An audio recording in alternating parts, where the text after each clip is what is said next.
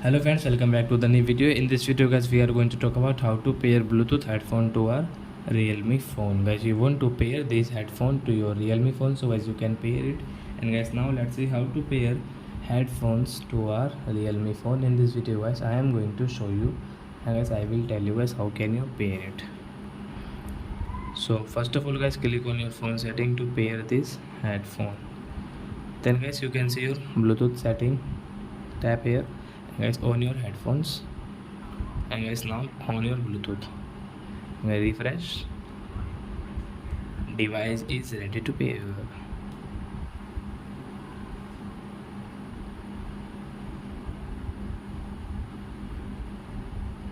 So as you can see guys, this both headphone.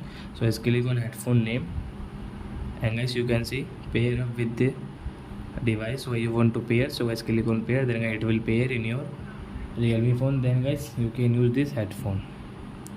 So I hope friends you have understood how to pair headphone to our Realme phone. So that's it guys, thanks for watching. Now we will meet a next video with new topic.